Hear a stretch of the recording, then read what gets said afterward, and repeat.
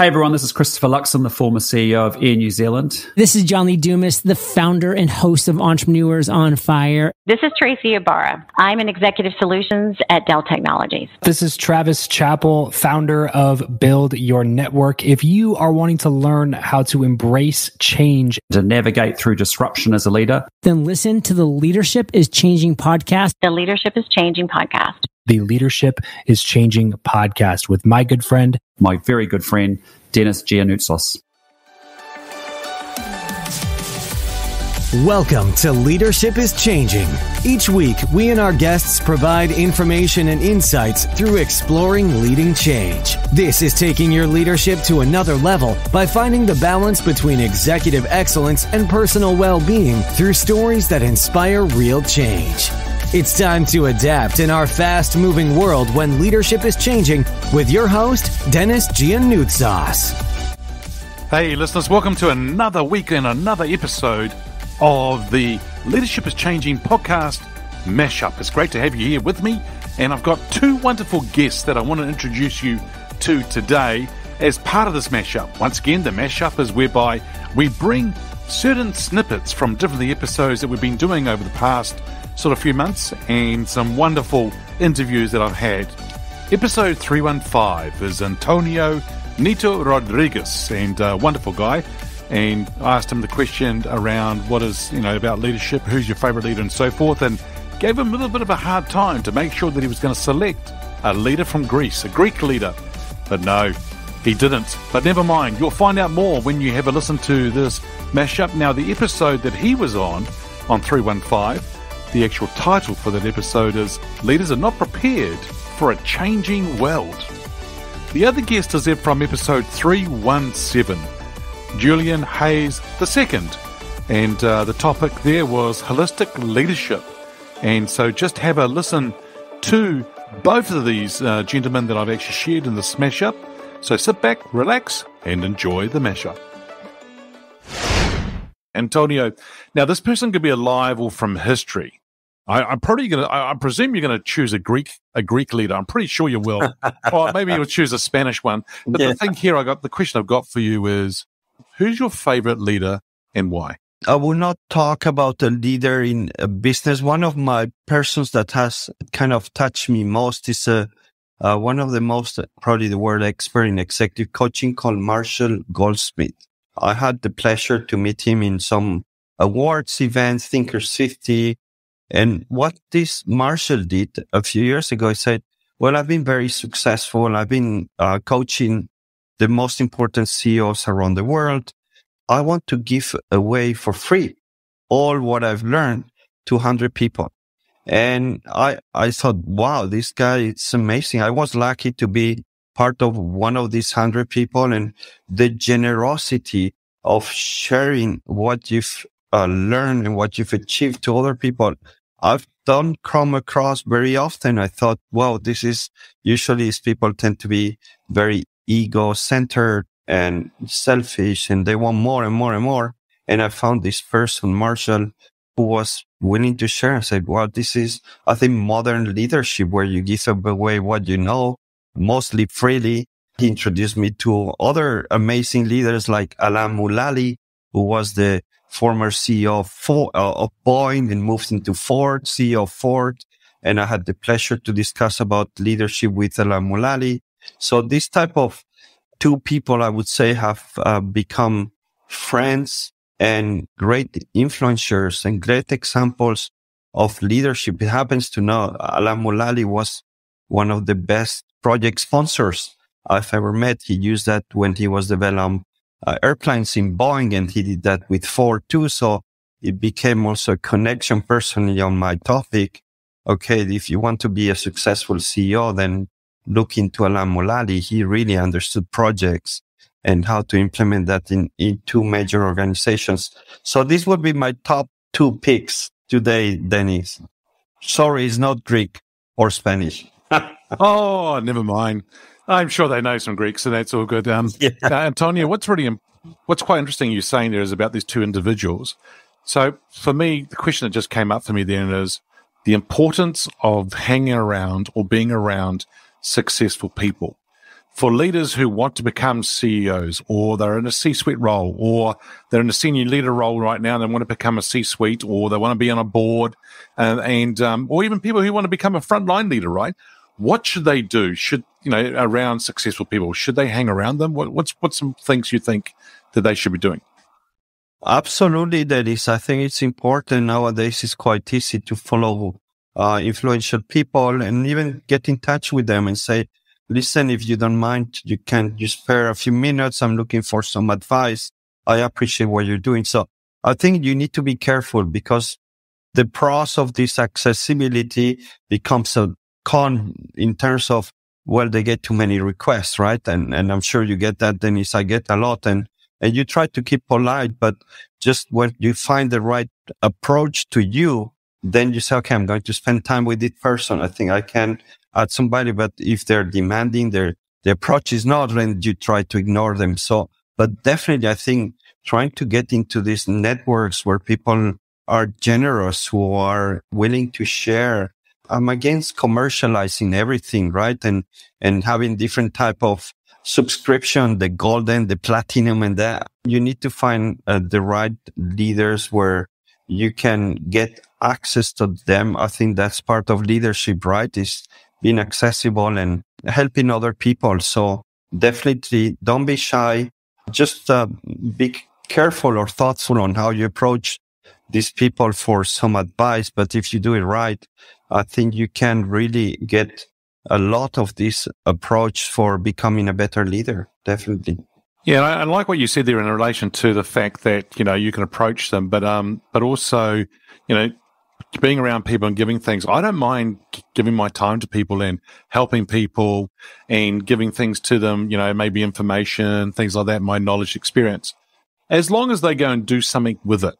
If you're going to come to me and you want to, suck my brain, as they call it, or I want to, just to pick your brain, I'm like, well, yeah, but what are you going to do with this here, right? I mean, it's really important that you're going to do something with it going forward.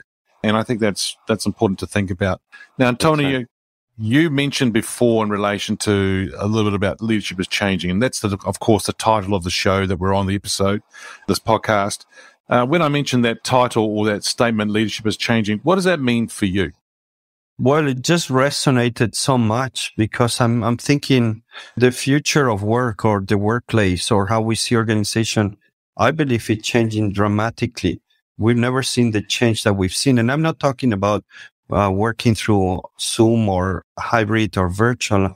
My research and my publication in HBR, the book or the article about the project economy, says that for the past century, most of the focus and the leadership and the structure and the culture and the hierarchies has been focused on operational activities, right? 80-90%. That's management attention, leadership attention. Priorities has always been operational activities, the extensive, the marketing, the finance, the operations, the quality, the sales. But with the increase of speed and the increase of change, and plus adding to the mix the automation, heavy automation, robotization, AI, operation shrinks. And what you see is that now most of the people, like in banking or finance, you see them working in project-based teams and agile teams. And to that point is that we just discussed that this leadership is different in a changing world where people don't report, people want freedom, people want to be self-managed. But they want to be inspired too. They want to have the resources. They want to have senior leaders support when they need that, not when you want it. So it's a very different ballgame. And I'm afraid that leaders are not prepared. I think one of the major issues why so many projects fail, and we're talking about 60 to 70% of project failure. Imagine if you invest 1 billion in projects every year, 700 million are just wasted. It's from senior executives, because they don't know their role. They don't know how to prioritize. They have not adapted the structure of their organization, the culture to be more agile. They don't know how to sponsor projects. So I think it's just a very, very different type of leaders that we need to succeed in what I call the project economy, which is, most of the work is carried out through projects now. And it's a different game, and you need to really change the type of leadership. Yeah, absolutely. And I love what you say there in relation to leaders are not prepared enough. I don't think they are. I think they're struggling. They're working some long hours and things like that because they're not able to be, they're not sure how to handle things. Leaders who are handling it well, you can see how they are doing it. And whatever's being thrown at them, they're able to adapt, to pivot, to be flexible, do all those kind of things, which is really interesting. Now, this person could be alive or from history. Who is your favorite leader and why? Man, it's a tough one. I have a couple people in mind, but JFK gets the nod for me. And the reason why is I like JFK because, one, I think he's one of our greatest presidents in the States. But also, I think he had a great blend of charisma, being very aspirational, then also having a good team surrounding him to kind of mask his deficiencies. And also he had character flaws that are well documented. And I think that's a very accurate portrayal of all of us, that none of us, we're all flawed individuals. We all have deficiencies and things that are not so good. And that's just being human. And, he had the health issues as well. And I just think overall, I think JFK that does that for me. Fascinating about JFK and so forth here. Now, Julian, if you had the opportunity to sit on a park bench with him and have a coffee together, what would be one question you might want to ask him? Let's pretend that he did get assassinated and he completed his presidency, or actually even before that, even just during his terms that he did right there. I would ask him, what's the one biggest mistake that he made and what he learned from it? Yeah, I wonder what he would say. Yeah, be interesting, eh? Yeah, I couldn't even guess it. No. But, just having that opportunity to sit down on a park bench and ask those kind of questions, I think is really important. And, listeners, at times, life is short. If you have an opportunity to ask a leader or somebody that burning question that you've always wanted to ask, I would say take the opportunity to go and ask that question. Find a way to get to that person to ask questions because we can learn heaps from it. Absolutely. I wouldn't be where I am today if it wasn't just from sending emails just to people I liked, or just talking to people just on the street, or as I go about. I lived in New York for a little bit and just talking to people and just learning things. You would be surprised at the amount of wisdom that you can gain. If I could summarize what you just said there probably into a word, I think it's probably curious or curiosity. Are you that kind of person? Absolutely. I think curiosity is my driving force. A lot of things within the health firm right now, with being interested in genetic testing and different biometric technologies and any sort of new interventions and things that are being added, stems from curiosity of just how can we increase this potential, this threshold of what we call life. Yeah. And Julian, that's something I talk to leaders about, is the fact that if we are curious and we are finding out more and we're learning more about things, that will make us an even better leader. And I think even in the health industry side of things too, that as a leader perspective, we are curious about the health side and our fitness and our exercise. Exercise is the vehicle to help us to get fit. But if we're learning about that, that's going to make us a better leader. Absolutely. Because if you think about this, our health is, I always like to think of it as like the head of the octopus. And then these other different facets of life are those tentacles. But that head is the middle, the central thing that has those things that are governing it. So if that head is going to have a decrease or not functioning properly, then those other facets of life are not going to function properly. And so when we look at leadership, when we think of great leaders are charismatic. Great leaders make sound decisions. Great leaders are logical most of the time, but they have a bit of emotion as well. And so even if we just name those few things right there, and also just how they control their words and their verbiage, their cognition as well, something simple as sleep has a big effect on that. We have the prefrontal cortex, and then we have the amygdala in our brain. These two key areas: prefrontal cortex, logic and reasoning; amygdala, a lot more emotional. And when we're sleep deprived, there's heightened activity in that amygdala, and there's less activity in that prefrontal cortex. So you're having a leader that is going about his day working with others who's operating more from an emotional state. rather than a logical standpoint. So of course, the business decisions are not going to be probably as ideal. But if you think about just communication, which is huge for a leader, as they're working with a team, they're probably going to be a little more agitated or just short-tempered in terms because they're in this more heightened emotional state. So they're going to be a little jumpy, and people can feel that energy because communication verbally is 7%, but the rest of it is nonverbal. And just something from our posture, the way that we are walking in the room and carrying ourselves, that is communicating already. Awesome. So in other words, listeners, the way as a leader shows up is really important. It comes down to one thing, but probably many things, but one of those things is sleep. And if you're having quality sleep, now, Julian, how long should people be sleeping for? How many hours should they be getting? Mm-hmm. We used to think that 8 hours was the gold standard. And now, thanks to the genetics and a lot of different other research studies out there, it kind of depends. So generally what I tell people without knowing any background on them, I typically say about 7 hours is typically the sweet spot for most people. Now, if you have a more highly stressful life, if you're putting a lot of stress and wear and tear on your body, you're probably going to need more. So an example for myself, I train probably 2 times a day. Typically, I go for long runs. I box sometimes. I lift weights in addition to the work stuff. So that's a lot of extra strain on my body. So in that case, you can probably bump that up closer to 8 hours. Yeah. When I do my high intensity boxing session, 45 minutes, I sleep like a baby. It really does help. But it's interesting, right? So 7, 8 hours. I know a lot of leaders, are doing 5 hours, 4 hours, 6 hours, and it's just not enough. And something's going to give. Something has to give. But they do come home grumpy. They do go home. They do snap at their teams as well. And I think it's really important that they do have quality sleep. Absolutely, because you got to think about this. Even if you're performing well right now on 5 hours of sleep, think about what's being left on the table still, because our brain is very sophisticated. So we can get used to this state of sleep deprivation. It doesn't mean that it's ideal. So what we're doing in this time is we're existing, but we're not necessarily thriving. And there's a huge difference in those two parameters right there. That is huge. Existing versus thriving. There you go, listeners. What can you do to make sure that you are thriving and not just existing? Yeah, existing is going to get you by, but it's about thriving.